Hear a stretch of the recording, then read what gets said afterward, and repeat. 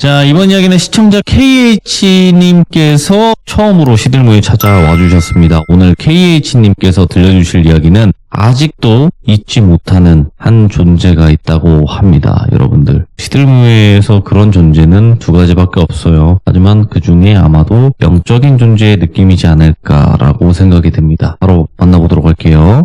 네, 오세요? KH님! 네, 안녕하세요. 아이고, 너무 늦게까지 기다려주셔서 감사드립니다. 아닙니다. 그래도 방송 잘 보고 있었습니다. 아이고. 자, 일단은 KH님께서 오늘 또 이렇게 오신 이유가 분명히 있을 거라고 생각을 하고, 네네. 이 존재를 언제 처음 목격을 하시게 된 건가요? 정확히는 21살 때 이제 군입대 전에 한창 놀러 다니고 있을 때, 그때 한번 목격을 하고, 그 다음에 군 전역 후에, 그 다음에 일을 하면서 좀 노곤노곤해지면서, 그때 한 번 더 목격을 한 적이 있습니다. 알겠습니다. 그럼 도대체 뭐길래 이렇게 찾아와 주셨을지는 같이 한번 들어보도록 하겠습니다. 렛츠고! 네. 기리십니다. KH예요.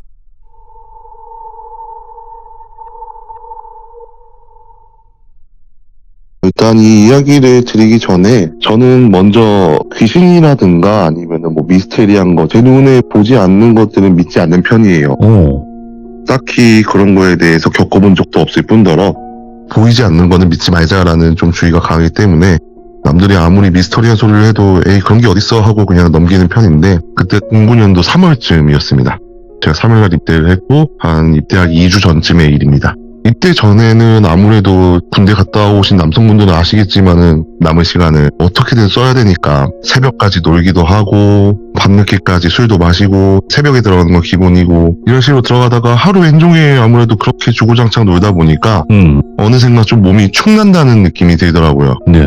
그 젊은데도 불구하고. 그래서 그때 당시에는 자정이 되기 전에 집으로 일찍 들어가서 쉬어야겠다 하고 집으로 일찍 들어갔습니다. 근데 이게 제가 깔끔한 성격이 좀 있는 편이라 아무리 힘들고 지쳐도 샤워는 하고 자야 되거든요. 그때 날씨도 좀 쌀쌀하고 집에서 따뜻하게 샤워를 하고 그래도 잠들기 전에 담배를 한 대 피우자 해서 집 앞에 나와가지고 담배를 피우려고 했어요. 근데 뭐 지금은 코로나 이후여가지고 12시만 돼도 엄청 조용하고 깜깜한데 09년도 때는 아마도 제 기억으로는 12시가 돼도 시끌벅적했고 굉장히 TV 킨 집도 엄청 많았었고, 근데 그날 유독 주말인데도 불구하고 굉장히 조용했어요. 게다가 원래도 춥기는 했지만은 더 스산하고 더 온도가 낮았다는 기분이 들더라고요.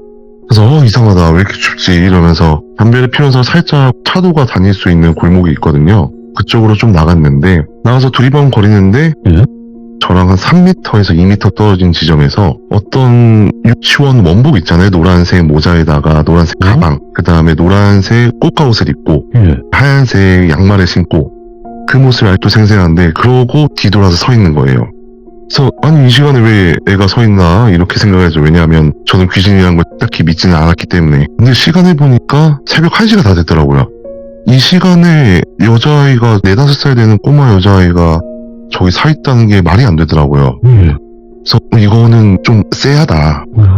그래서 담배를 다 피우지도 않고 내려놓은 다음에 그냥 집으로 들어갔습니다. 일단 너무 무서웠으니까 집으로 들어갔는데 잠이 너무 안 와서 꼴딱 밤을 새고 아침에 해가 뜰 때까지 잠을 이루지 못했죠.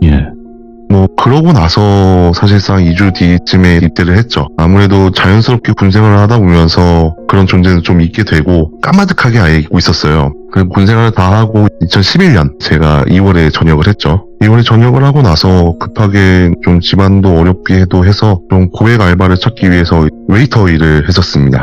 전역을 하자마자. 웨이터 일은 밤일이다 보니까 오후 4시에 출근을 해서 새벽 4시에 퇴근을 하고 집에 가서 씻고 자면 뭐 6시 이렇게 되잖아요. 그래도 딱히 뭐 힘들진 않았어요. 그래도 뭐 돈은 많이 줬었던지라 그 당시에는 힘든 것도 잘 몰랐고 하다가 어느 날 또 퇴근해가지고 똑같이 또 씻고 담배를 한 대 피고 자야겠다. 근데 일이 피곤한 건 정말 맞았거든요. 왜냐면은 일주일에 격주로 한 번씩 쉬면서 출근했었고 그렇게 뭐 정말로 쪽잠 자고 일어나가지고 바로 출근하고 이랬어야 되니까 엄청 피곤한 탓이라고 지금도 아직까지는 생각하고 있는데 어쨌든 똑같이 담배를 피러 나갔습니다. 근데 왜 그런 걸 뭐라 해야 되나, 어떤 음악을 들으면은 그때 상황이 생각나는 것처럼 이 분위기랑 온도랑 조용한 분위기를 보니까 갑자기 문득 생각이 나더라고요. 입대하기 전에 제가 봤었던 그 노란색 유치원복의 꼬마아이가 에이, 설마 그냥 내가 피곤하겠지라고 생각하고서는 다시 한번 골목 쪽으로 나갔습니다. 나가서 또 다시 그 골목 쪽에 두리번 걸었는데 없더라고요, 다행히. 없네. 역시 그냥 기분 탓이겠거니 하고 살짝 뒤로 돌아서 우측으로 도는데 왜 벽면하고 전봇대가 서 있으면은 그 틈이 있잖아요. 그 틈으로 사람이 간신히 들어갈 정도의 틈이 나온단 말이에요. 근데 거기서 노란색 가방이 그때 제가 봤었던 정말 똑같은 노란색 가방이 살짝 튀어나와 있더라고요. 그래서 그때 느꼈죠, 저는. 저거는 내가 봤던 거다. 저건 내가 입대하기 전에 봤던 거랑 똑같은 거다. 근데 정말 서 있는 자세에서 가위를 눌린다라면은 좀 그런 느낌이 아닐까라는 생각이 들더라고요.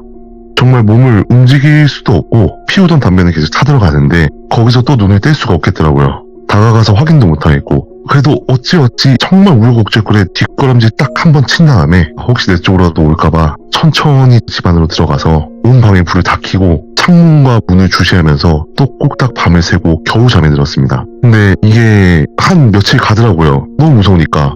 이런 경험을 해본 적이 없었으니까. 그러다 너무 참다가 아무래도 안 되겠어서 그래도 그때도 어린 마음에 어머님한테 쪼르르 달려가서 말을 했죠. 엄마 나 그때 입대하기 전에 이런 애를 봤었고 얼마 전에 또 봤다 했는데 어머니가 제 이야기를 유심히 들어보시더니 갑자기 서랍에서 우편물 하나를 꺼내시더라고요. 그 우편물이 뭐냐면은 아동 실종이나 아니면 아동 범죄 관련된 우편물이 저희 집으로 날라왔었거든요. 이유인즉슨 조카가 초등학교 입학 때문에 저희 집에 호적이 저 입대 전에 등록이 된 적이 있었어요. 근데 유아 실종이라든가 유아가 등록된 집에는 그런 우편물이 일주일에 한 번 아니면 한 달에 한 번씩 날라오거든요. 근데 어머니가 그 우편물을 보여주는데 실종 아동에서 제가 본 인상착의가 똑같은 아이가 실종 아동으로 신고가 되어 있더라고요. 그래서 어머니가 혹시 얘 아니냐? 네가 말한 거 보면 얘랑 인상 차이가 똑같은 것 같은데 맞다고 내가 보니 얘가 맞다고 했더니 어머니가 이야기하시기를 제가 입대하기 전쯤에 그 우편물을 받았었고 어머니도 시장을 갔다 오면서 한 9시쯤에 왔는데 어떤 꼬마애가 어슬렁거리면서 골목을 지나가더래요. 이제 유치원 원복을 입고 유치원 노란색 가방을 메고 모자를 쓰고 그래서 집에 조카랑 나이도 똑같아 보이고 그래서 아니 이 애가 저길 왜 돌아다니나 해가지고 쫓아가는데 또 안 보이더래요.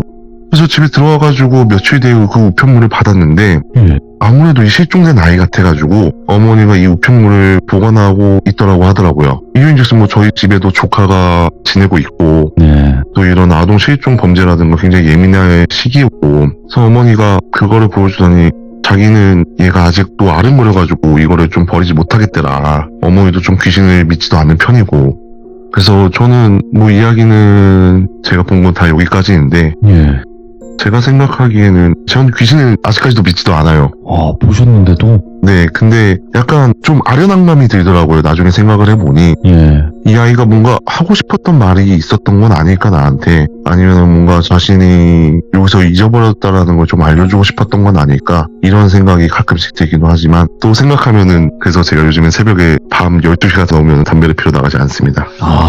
트라우마도 있고 네네네. 근데 확실히 KH님의 사연을 들어봤을 때 무서운 건 맞지만 너무 또 한편으로는 뭔가 가슴 한켠이 아려오는 좀 슬픈 이런 느낌도 같이 포함이 되어 있는 거거든요. 네네네. 사실상 모든 귀신들을 봤을 때 무섭지만은 않다고 하더라고요. 뭐 아무래도 저도 볼 때는 그래도 오싹한 감정은 들었거든요. 그 한기라는 것도 느껴졌었고 뭐 이 시간에 사실상 그 아이가 여기 서 있는 것 자체가 근데 어떤 어른이든 이 늦은 시간에 그 원복을 입고서 서 있는 아이를 보면은 무서워하진 않을까라는 생각은 하긴 해요. 그쵸. 처음엔 무서운데 이제 실종 전단지랑 이런 것도 보셨잖아요. 네네. 그러고 나서 그래서 나왔나? 이런 생각이 들 때 그때는 좀 가슴이 아팠죠. 이런 사연도 사실 제보한 이유가 뭔가 내가 이런 얘기를 주변에 하고 다니면은 뭔가 다시금 한 번쯤 볼 수 있지 않을까라는 약간 기대감도 하고는 있습니다. 그래서 저한테 써주신 거는 이 말씀도 써주셨어요. 사실상 단순한 귀신이 아니었을지도 모른다. 네, 맞아요. 말 한마디 하지 못한 채 사라졌던 아이 그 존재를 잊지 말아달라고 누군가에겐 알려달라고 그저 억울함을 전하고 싶었을지 모른다라고 저에게는 전달을 해주셨거든요. 네. 맞는 말이에요. 그리고 더 나아가서 생각을 해보면 아마 훨씬 더 이전에 실종이 되었을 가능성이 높다고 봐요, 저는. 네네. 왜냐면 그 노란색 유치원복이랑 그런 모자, 가방 이런 스타일이 제가 유치원 때 느낌이에요. 그러니까 한마디로 80년대 후반생이 유치원 때 정도의 이야기라고 보면 될 것 같아요. 그 스타일이. 네네. 그래서 아마도 훨씬 더 이전에 실종이 되어서 오랜 시간 동안 있지 않았을까라는 생각도 들고. 근데 모르겠어요. 저 때는 이제 노란색 유치원복이 일반적이었고 그 후 언제까지 그런 스타일이 유행했는지 그 스타일로 진행이 됐는지는 저는 모르겠는데 아무튼 더 오래됐을 것 같다라는 느낌이 들어요. 저도 올해로 89년생인데 네, 동갑이시네 저랑. 나이로 따지면. 저도 유치원 때는 그렇게 입었던 걸로 기억을 하고 있거든요. 예. 그래서 아마 제 시절 때 실종된 아이가 그때보다 더 많지 않았을까라는 생각은 한편으로 하긴 했었습니다. 그렇죠. 훨씬 많겠죠. 네. 시대가 아무래도 더 예전이다 보니까.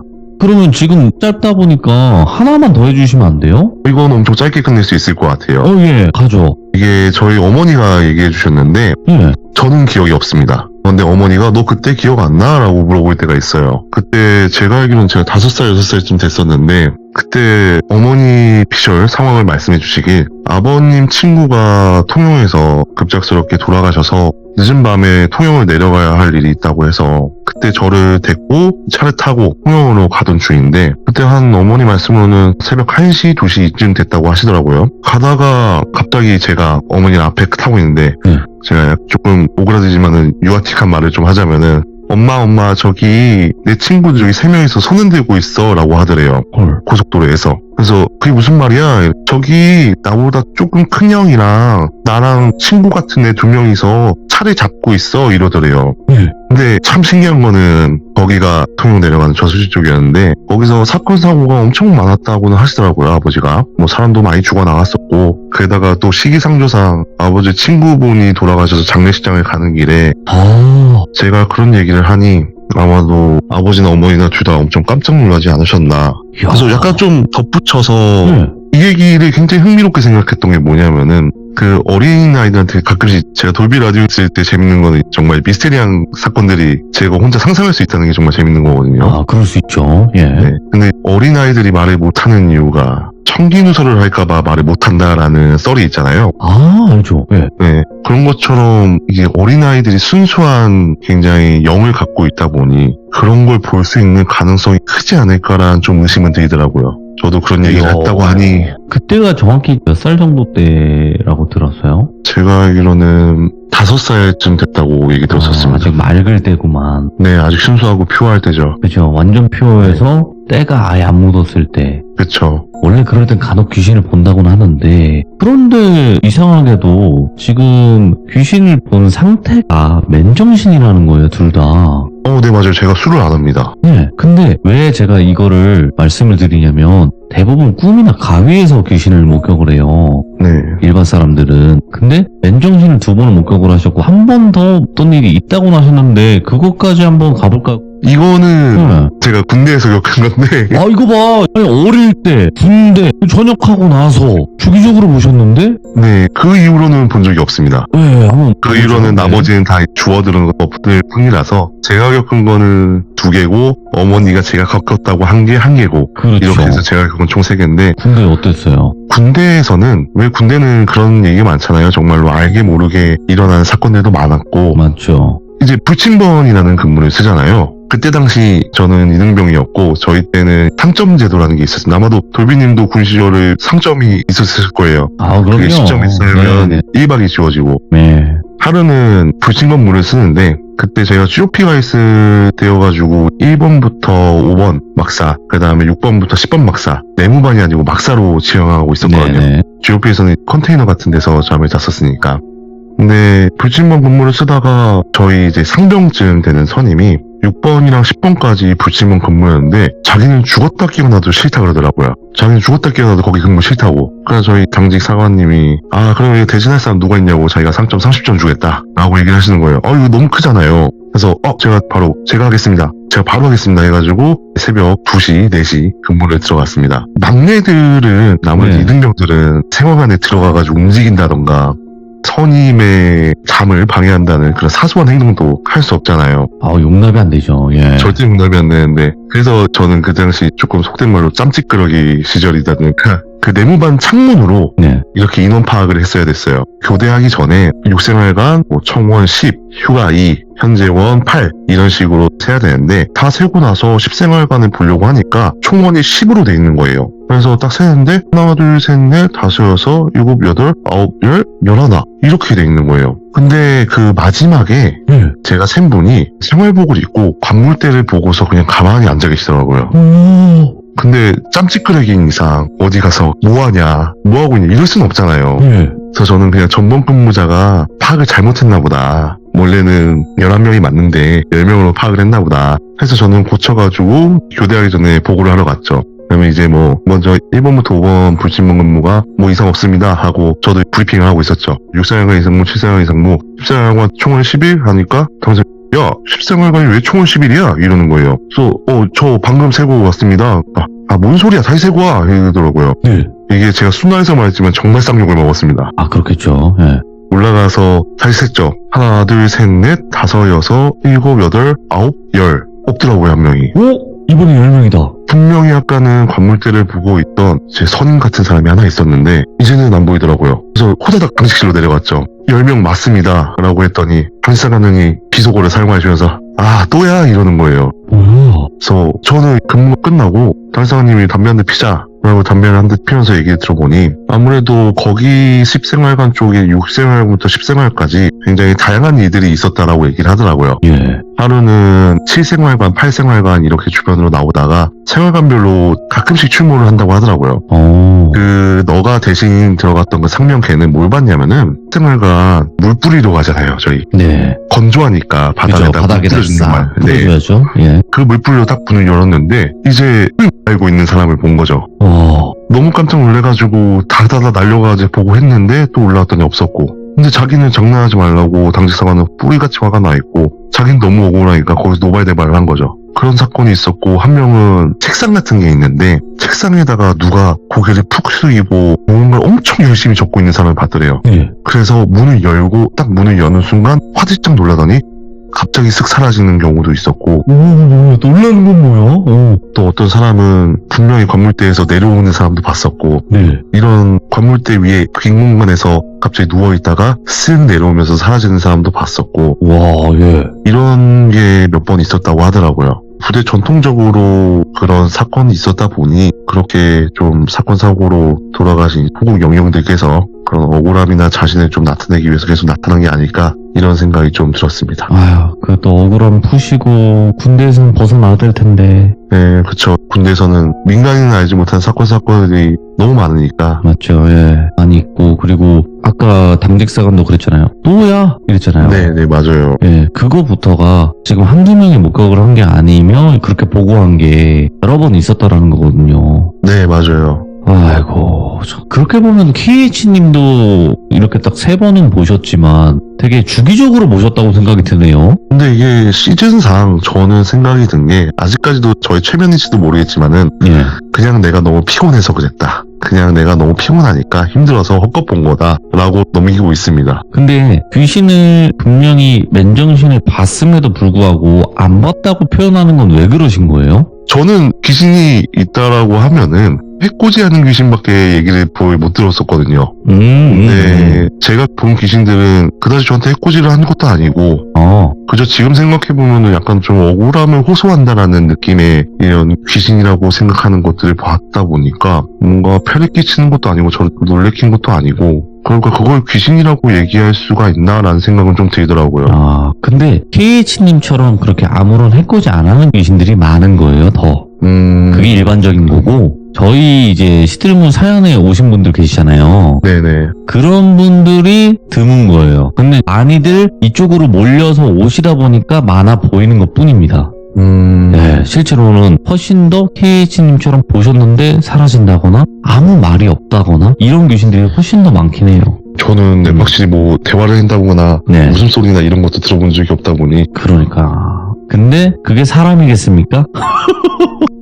또 그렇게 생각하면은 또 예, 절대 그쵸. 사람이 있을 수 없는 시간대, 장소, 그리고 또 행동들 가만히 앉아서 거기서 뭐 하고며 그 시간에 어린아이가 거기 왜 있으며 일반적이지 않다고 느꼈을 때 오는 공포가 분명히 있잖아요. 네 있죠. 네, 아마 그런 것들을 겪으신 게 아닐까 생각을 하고 오늘 그래도 이야기 다 해주셔서 다시 한번 감사드립니다. 그리고 네, 감사합니다. 혹여라도 주변 사람들의 또 무서운 이야기를 들으시는 게 있다면 언제든지 꼭 찾아와 주시길 바라겠습니다. 네 알겠습니다. 감사합니다. 네, 고맙습니다. 네.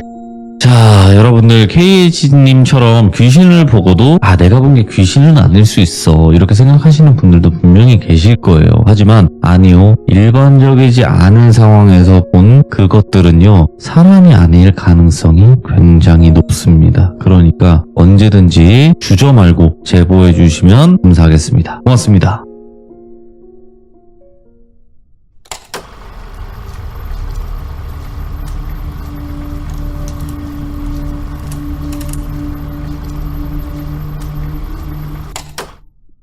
자, 여러분 안녕하십니까. 이번 이야기는 시청자 KH님께서 시들무에 찾아와 주셨습니다. 오늘 KH님께서 준비하신 이야기는 어떤 이야기가 될지 같이 한번 만나보도록 할게요.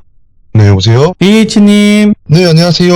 반갑습니다. 네네 반갑습니다. 네, 오늘 또 이렇게 찾아와 주셔서 다시 한번 감사드리고 저번에 네, 감사드립니다. 이제 노란 유치원복 이야기로 등장을 하셨어요. 네네 맞아요. 정말 뭐야 이거 이런 이야기도 있구나 하는 이야기였는데 오늘 KH님께서 들려주실 이야기가 또 있으세요? 네 오늘은 뭐 제가 겪었던 이야기는 그때 다 끝난 것 같고 네, 어머니가 어린 시절에 겪으셨던 이야기입니다. 어머니께서 네 바로 그러면 이제 출발을 해보도록 하겠습니다. 렛츠고!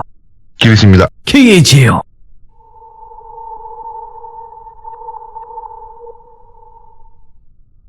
그때는 이제 어머니가 어린 시절이라고 하셨는데 정확한 시기는 언제인지는 제가 못 물어봤어요. 이 이야기에 좀 집중을 하느라고 그때 당시 못 물어봤지만 일단 어머니는 56년생으로서 고향은 전라도 고창 정읍에 계십니다. 근데 6남매셨어요. 그때 당시에는 굉장히 다산인 가정들이 엄청 많았었는데 남매가 저희 어머니 기준으로 좀 말씀을 드리도록 하겠습니다. 큰오빠, 그 다음에 큰언니, 그 다음에 저희 어머니가 셋째, 그 다음에 막내 동생, 그 다음에 막내 여동생, 막내 남동생 이렇게 있었습니다. 근데 아무래도 시대가 시대인지라 장애라던가 이런 게 굉장히 빈번했다고 하더라고요. 그와 동시에 저희 어머니 집안에도 그런 우환이 들이닥쳤죠. 5남매는 모두 건강하고 뭐 아무런 이상도 없었는데 저희 막내 삼촌, 어머니께는 막내 동생이 그 뇌연모기로 인해서 농아로 태어났습니다. 농아라고 하면은 듣지를 못하는 걸 농아라고 하거든요.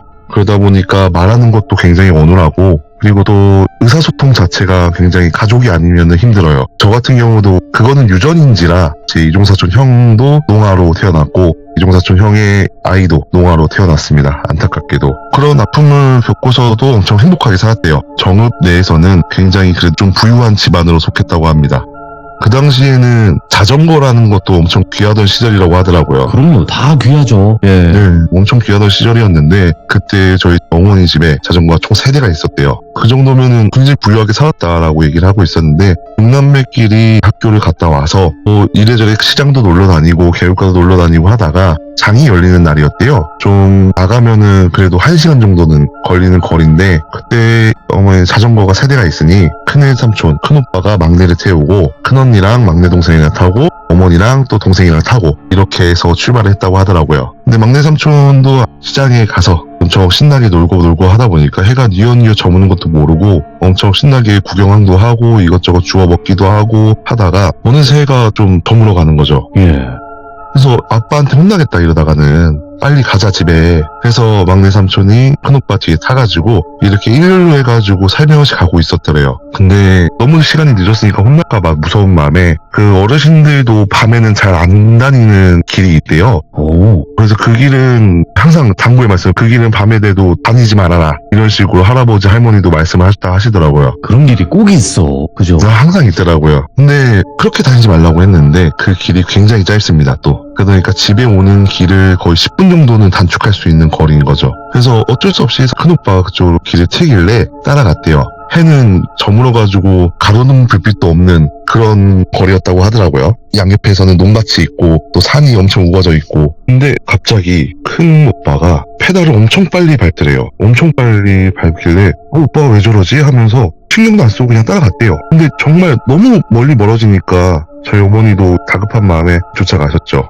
그래서 집에 도착했더니 큰오빠가 작은 막내 동생을 얼굴을 이렇게 만지작만지작거리면서 너 다시 얘기해보라고, 너 얘기했잖아, 분명히 다시 얘기해보라고 하니까 오빠 말도 못하는 애한테 왜 그래, 이렇게 다그쳤대요. 근데 큰애 삼촌 엄청 큰 소리로 호통을 치면서 아니 분명히 얘가 얘기를 했다니까? 이런 식으로 화를 내는 거예요. 아니 얘가 무슨 말을 해, 듣는 것도 못하는 애가. 혹시 농아에 대해서 이거 조금 설명을 드려야 될 것 같은데, 네네네. 농아라고 하면은 저희가 일반적으로 아이스크림이라고 얘기를 하면은 농아이신 분들은 아이크림이라고 얘기합니다. 굉장히 발음이 아예 정확하지가 않아요. 할 줄은 알지만 자신이 생각하는 말과 뱉어지는 말이 굉장히 다르죠. 그래서 뭐라고 했길래 그렇게 오빠가 호통을 치는지, 도대체 뭐라고 했는데 막내가 하니까 정확히 형 너무 빨라, 천천히 가 라고 얘기를 하더래요. 처음에 그 소리를 듣고 잘못 들었나 보다 싶더래요. 그래서 그 말을 처음에 하고선 두 번째로 하면 형 우리 지금 어디가? 라고 또박또박 얘기를 하더래요. 근데 목소리는 자기가 정말 아는 듯한 목소리로 얘기를 했다는 거예요. 아무리 농아라고 하지만은 직감적인 게 있잖아요. 예를 들어서 이 친구가 얘기를 하면은 이런 목소리겠구나, 아무리 농아라고 하더라도 막내 동생 목소리로 그런 말을 또박또박 하니까 너무 괴이하고 신기했던 거죠. 근데 한편으로는 너무 무서웠대요. 왜냐면 내 동생은 말을 못하는데, 어떻게 하지? 라는 식으로 와서 막내 삼촌을 다그치듯이 얘기를 한 거죠. 그 사실이 진짜 얘기를. 그래서 그 얘기를 추후에 어머니께도 들려드리고 아버지께 들려드렸는데 동네에서 소문이 났던 거죠. 동네가 좁다 보니까. 그래서 이래저래 수소문을 하다가 왜 그 길을 지나지 말라 그랬는지 물어보니 아무래도 그때 당시에는 작은 질병이라든가 전쟁을 겪은 지도 얼마 되지 않았고 죽어나간 사람이 엄청 많았다고 하더라고요. 그러니까 저희가 알고 있는 공식적인 사건들보다는 민간인의 피해들이 굉장히 많았다고 하더래요. 그러다 보니까 자신이 생각했던 그냥 일반적인 논밭이라고 생각했던 것이 굉장히 이름 없는 무덤들이 많았다고 하더라고요. 그 중간에는 아이도 있었을 거니와 젊은 새댁이라든가 할아버지도 있었을 거고, 그런 식으로 그 야밤에 그렇게 다니지 말라다 하는 이유는 아마 그런 이유가 아니었을까라고 어머니가 말씀을 하시더라고요. 이야, 섬뜩한 일을 겪으셨었네요. 네, 저도 이 이야기를 듣는데 웬만하면 저도 이렇게 뭐 무섭거나 그러진 않는데 직접적으로 저는 핏줄이다 보니까 그럼요. 굉장히 마음에 와닿는 이야기더라고요. 이야, 그럼 또 다른 이야기도 있으실까요? 어머니 이야기가 하나가 더 있습니다. 이거 같은 경우는 이것도 전해져 내려온 이야기인데 저희 할아버지, 외할아버지죠. 외할아버지 이야기라고 하십니다. 외할아버지가 굉장히 노름꾼의 술꾼이었다고 말씀을 하시더라고요. 아, 예. 네, 그래서 속도 많이 썩히시고 그랬는데 할아버지가 어느 날은 집에 엄청 일찍 들어온 날이 있었대요. 그래서 할아버지가 엄청 헐레벌떡 뛰어들면서 상황 설명을 하시는데 폐가 같은 곳에서 친구분들과 술을 마시면서 화초를 치고 있었대요. 네. 폐가니까 뭐 그냥 촛불 하나만 딱 이렇게 켜놓고 그렇게 노름을 하고 계셨다고 하시더라고요. 근데 그때 당시에는 초가집이잖아요. 대문도 다 열려있고. 근데 폐가 나름인지라 이렇게 좀 폐가 들어가서 진입로까지는 꽤 규모가 있는 폐가였다고 말씀하시더라고요.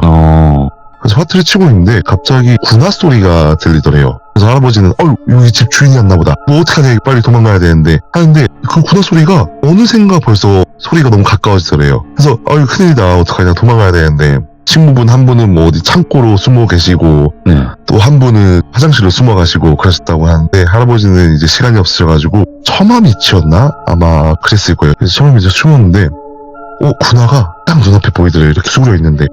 그래서 조용히 지나가라 하는데 군화가 눈앞에서 오는데 원래 처마가 있으면은 발을 올려야 되잖아요. 네. 계단을 타듯이 계단을 안 타고 그냥 슥 지나가더래요. 처마를 통과한 거죠, 그냥. 그래서 놀래가지고 헐레벌떡 할아버지 혼자 뛰어서 오셨다라고 하시더라고요. 그래서 할머니는 당신이 너무 술을 많이 먹어서 그런 거 아니냐 했는데 할아버지는 그때 당시 술을 안 마시고 화투리 쳤다 말씀을 하시더라고요. 그러니까 보면 예전 과거에 할아버님부터 어머님 그리고 KH님까지 다 이런 현상들을 좀 겪으셨네요, 보니까. 안 그래도 이게 제가 얼마 전에 돌비님 라디오 채널에서 이야기를 하고서 제가 어머니한테 약간 좀 자랑하듯이 얘기를 했었어요. 내가 100만 유튜버에 나갔다. 예. 내가 목소리가 나갔다 이렇게 자랑하다가 무슨 이야기를 했는데 이런저런 이야기도 했었다. 그러다 미심쩍은 게 있더라고요. 혹시 우리 집에서 무당이라던가 그런 적이 있었어? 라고 여쭤봤었죠. 근데 아니나 말까 증조할머니께서 무당 일을 하신 건 아닌데 무당 일을 도와주시는 일을 도맡아서 하셨다 하더라고요. 그래서 무당 일을 하고 싶었는데 이제 신내림을 받는 시기가 신이 굉장히 약했다 하셨던가? 아마 그래서 신내림을 받는 그 무당 일은 하지 못하고 그 무당을 도와주는 일을 오래 하셨다라고 말씀을 하시더라고요. 그러니까 확실한 거는 저도 항상 이렇게 시대를 진행하면서 이런 일을 겪으시는 분들 보면 가족력이 항상 있어요. 근데 본인도 몰랐다가 물어보니까 나오는 경우도 많았고. 네, 맞아요. 저도 요번에 처음 알았어요. 네, 그래서 그거는 어쩔 수 없나 보다 싶기도 하고, 그리고 또 귀신을 보시는 가족력이 없는데 보시는 분들 중에서 죽다 살아나신 분들, 그런 분들은 간혹 보긴 하더라고요. 저는 근데 말씀을 들어보니까 제가 군 입대 전에 방황 가던 시기가 있었는데 네. 고등학교 때죠. 오토바이 타다가 죽을 뻔한 적이 있었어요. 그때 딱 무슨 상태가 있는 걸로? 네, 다음날 깨어나 보니까 병원이었고 양팔 양손에 다 압박붕대나 깁스를 하고 있었고 제 기준에서는 그 시점부터 조금 보이긴 시작했어요. 그것도 영향이 없진 않았겠네. 말씀을 하시다 보니까 조금 타임라인을 정리하다 보니까 딱 입대 전에 그 노랑 유치원복을 봤었고 그 전에 죽을 뻔한 사고가 났었고 근데 정말로 그 주마등처럼 다 모든 게 스쳐 지났었거든요. 아마 그때 이후로 저는 조금씩은 본 것 같기는 해요. 그러면 KH님 네네. 그 노란 유치원복 말고는 보신 건 없으신 거죠? 제가 본 거는 없고 근데 가족력이 맞다라고 생각하는 게 네. 저희 작은 누나는 본 적이 있습니다. 확실히. 누나 이야기 이거 나왔네요. 작은 누나가 네, 큰 누나는 그런 걸 본 적이 한 번도 없대요. 네. 작은 누나는 본 적이 있다라고 하더라고요. 작은 누나 같은 경우는 제주도에서 제주대학교를 나왔습니다. 제주도 그때 당시에 이제 학교를 지방대를 가서 이제 어머니 아버지가 이제 피 같은 돈을 투자해가지고 제주도로 보냈죠. 왜 그렇게 말씀하시는지 느껴옵니다. 네. 근데 뭐 저보고 어머니가 아버지가 너 누나 제주도에 있으니까 한번 갔다 와라 해가지고 제가 고등학교 1학년 때 제주도를 갔었죠. 가가지고 누나랑 이렇게 고기도 먹고 그렇게 작은 누나랑 제가 사이가 좋았진 않았거든요. 지금은 굉장히 좋습니다. 그래서 뭐 고기도 누나가 먹고 막 이러고 하다가 누나 친구가 왔어요. 그러다가 누나 자취방에서 누나들은 술 먹고 저는 그냥 거기서 멀뚱멀뚱히 있고 하다가 서로 무서운 얘기를 하고 있더라고요. 갑자기. 그러더니 누나 친구가 맞다 니 그 얘기해줘라 이러는 거예요. 그래서 뭔 얘기? 그러니까 왜 니 학교에서 봤다 이가 학교에서 본 거. 그래서 맞다 이러면서 저를 갑자기 부르더니 야 누나가 재밌는 얘기 해줄게. 뭔데? 그러니까 누나가 학교에서 이제 시험 기간이니까 도서관에서 좀 공부를 오래 하고 있다가 한 12시가 좀 넘었대요. 도서관 문 닫는다고 다 나가라고 해가지고 집에 가야 되니까 누나가 그때 제주도에서 운전을 하고 다녔거든요. 잠을 깨야 되니까 세수를 하려고 했는데 혹시 세수를 하면은 이게 얼굴을 세수를 하다 보니까 눈이 안 보이잖아요. 네. 근데 앞에서 손짓하는 게 느껴지는 거 아시나요? 그거를 정확히 느꼈다고 하더라고요. 그래서 자기는 양손으로 이렇게 얼굴을 세수를 하는데 누가 앞에서 손짓을 계속 하더래요. 그래서 보면 또 없고 뭐야 하면서 얘가 또 할래? 또 누가 손짓을 하고 없고 그래서 누나가 손짓을 하려는 찰나에 페이크를 건 거죠. 누나 나름에는 누가 장난치는 것 같으니까. 그래서 이게 세수를 하는 척하고 하는데 손이 쓱 지나가더래요. 손이 쓱 지나가가지고 이제 화장실 입구 쪽으로 뭔가 휘스덕 나가더래요. 그래서 뭐야 하면서 쫓아갔는데 문 앞으로 가가지고 고개를 빽 내미니까 어떤 정말 검은색 머리에 산발을 하고 네이비색 블라우스를 입은 여자가 고개를 한 45 정도 틀고 엄청 기괴하게 뛰어가더래요. 그것도 사람 속도가 아니라. 그래서 그나가 너무 어이가 없어가지고 무서워가지고 바로 이제 집으로 와서 잠을 청했죠. 그리고 와서 누나가 친구들한테 다 얘기를 한 거예요. 근데 신기한 건 누나만 봤다는 거죠. 네. 다른 사람들은 본 적이 없대요. 그래서 저는 아직까지도 이 얘기를 들으면 굉장히 무서워가지고 세수를 할 때 누가 앞에서 손짓할까봐 굉장히 무섭거든요. 이 얘기는 끝났습니다. 누나한테 그렇게 들었었습니다. 아니 그런 경우가 있었어요. 저희 시들모에서는 머리를 감으려고 이제 우리가 욕조에다가 이렇게 얼굴만 넣어서 이렇게 다리 사이로 아래를 볼 수 있잖아요. 네. 거기서 목격을 했다 이런 경우도 듣긴 들었었는데 이건 세수를 할 때 겪는 거니까 큰일 났네. 이거 오늘 다 세수하셔야 되는데 주무시기 전에. 저는 그래서 아직까지도 폼클렌징을 해도 이게 제 얘기는 안 무서운데 그렇게 들으니까 무섭더라고요. 굉장히 눈 뜨고 합니다. 그래서 아직도. 그럼 눈이 남아나겠어요. 그래서 깜빡깜빡을 엄청 많이 하죠. 아니 눈 뜨고 세수하면 비누나 폼클렌징 들어가면 그게 더 고통스럽긴 하겠는데 그것보다는 무서운 게 더 싫어서 그렇습니다. 귀신은 안 믿는데 무서운 건 무서운 겁니다. 근데 확실히 KH님께서 말씀을 워낙 잘하시다 보니까 아유, 이야기만 감사합니다. 있으시다면 꼭 들려주시면 감사할 것 같습니다. 오늘도 너무너무 고생 많으셨습니다. 네, 감사합니다. 네. KH님께서 오늘 들려주신 세 가지 이야기, 어머님 이야기, 할아버님 이야기, 그리고 작은 누나 이야기, 온 가족의 또 이야기를 이렇게 옴니버스 형태로 들려주셨는데, 내가 이야기할 게 좀 짧다라고 생각하시는 분들도 계세요. 그런 분들은 언제든지 이렇게 여러 가지 짧은 사연들을 묶어서 옴니버스 형태로 들려주시면 되니까 편하게 신청을 해주시길 바라겠습니다. 감사합니다.